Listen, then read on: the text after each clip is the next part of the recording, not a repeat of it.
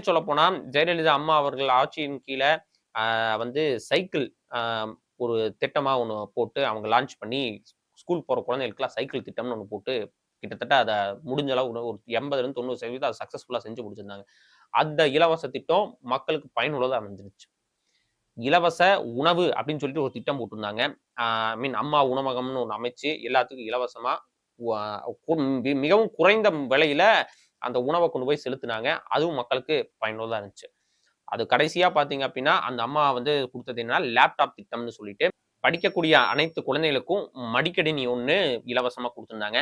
அதுவும் கட்டாயமா வரவேற்கத்தக்க ஒரு செயலா இருந்தது. ஆனா, இதுல நம்ம எல்லாம் புரிஞ்சுக்க வேண்டிய விஷயம் என்னன்னா, இதெல்லாம் செய்யும்போது மிகப்பெரிய ஒரு பொருளாதார சிக்கலுக்குள்ள அ அந்த நாடு தள்ளப்படும். கிட்டத்தட்ட அந்த லேப்டாப் ப்ராஜெக்ட்ல ஏகப்பட்ட கோடிகள் வந்து அரசுக்கு வந்து நஷ்டஈடு ஏற்பட்டுச்சு.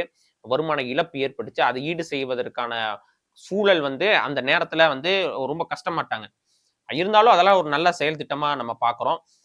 அத எல்லாத்தையும் தாண்டி பார்த்தீங்கன்னா, ஒரு லேப்டாப் குடுக்குறது, ஒரு சைக்கிள் குடுக்குறதெல்லாம் ஒரு பக்கம் இருக்கட்டும். ஒரு குடும்பத்துக்கு எப்படி நம்மளால ஒரு வீட்ட வந்து அரசாங்கம் குடுக்க முடியும்? அப்ப இத்தன பேர் இன்னைக்கு இத்தன வீட்ல இருக்காங்க. இந்த வீட்டையெல்லாம் நம்ம இடிச்சு தள்ளிறணுமா? இல்ல இந்த வீடெல்லாம் என்ன ஆகும்? இப்ப நான் ஒரு வீட்ல இருக்கேன். வாடகை வீட்ல இருக்கிறேன். இப்ப எனக்கு நீ சொந்த வீடு குடுப்பேன்னா, நான் இருக்கிற வீட்டோட வாடகை வீடே ஒருத்தன் கட்டி வச்சிருக்கானே, அந்த வீடு என்னத்துக்கு ஆகும்? லோன் போட்டு தானே அவன் கட்டியிருப்பான். ஒரு வீடு ஒரு அரசாங்கத்தால வீடு குடுக்க முடியுமா? எத்தனை மக்கள் ரோட்ல இறங்கி எனக்கு வீடு வேணும்னு போராடினாங்க. நம்ம தமிழ்நாடுவோடைய ஒட்டுமொத்த தமிழ்நாடு அரசு போடக்கூடிய பட்ஜெட் என்ன? அதுல மக்களுடைய நலத்திட்ட உதவிகளுக்கு ஒதுக்கக்கூடிய நிதி எவ்வளவு? அந்த நிதிய வச்சு தான் தமிழ்நாடு அரசு இலவசங்களையும் அ மத்த உதவி மக்களுக்கான நல்ல உதவி திட்டங்களையும் அமலாக்க முடியும். அப்படி வரக்கூடிய அந்த அரசாங்கம் ஒதுக்கக்கூடிய பட்ஜெட் என்ன?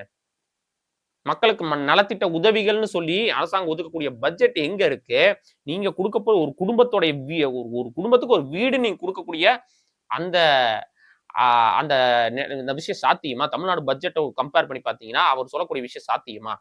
கற்பனை பண்ணி பாருங்க. 2வது அவர் சொல்லக்கூடிய விஷயம் என்னன்னு பார்த்தீங்கன்னா, இலவசமா பைக் தர்றோம் அப்படிங்கிறாரு. இருசக்கர வாகனம் தர்றோம். புல்லட் பைக் மாரி ஒரு பெரிய பைக் தர்றோம் அப்படிங்கிறாரு. இதுல நம்ம கேள்விக்குரிய கேள்வி என்னன்னா, தமிழ்நாட்டுல யார்கிட்டயுமே பைக்கே இல்லையா? எத்தன பேர் எனக்கு பைக் வேணும்னு சொல்லி ரோட்ல இறங்கி போராடி இருக்காங்க? அவங்களோட வாழ்வாதாரத்த உயர்த்துவோங்கிறீங்க. தமிழ்நாடு டாஸ்மார்க் வருமானம் எவ்வளவுன்னு தெரியுமா உங்களுக்கு? தமிழ்நாடு இயங்குறதே டாஸ்மார்க்லங்கிறாங்க. அவங்க என்ன வாழ்வாதாரத்த இழந்துகிட்டு தான் உட்கார்ந்து எல்லாம் குடிச்சிட்டு திரிஞ்சுட்டு இருக்காங்களா? இதெல்லாம் வந்து மக்களுடைய தே மக்களுடைய தேவைய அறிஞ்சு ஒரு செயல் திட்டமா இல்லாம, மக்களுடைய ஆசையையும், மக்களுடைய ஆசைய தூண்டி அவங்கள ஏமாத்துறதுக்கான ஒரு வரைதிட்டமா தான் இதெல்லாம் நம்ம பார்க்க வேண்டியது இருக்குது.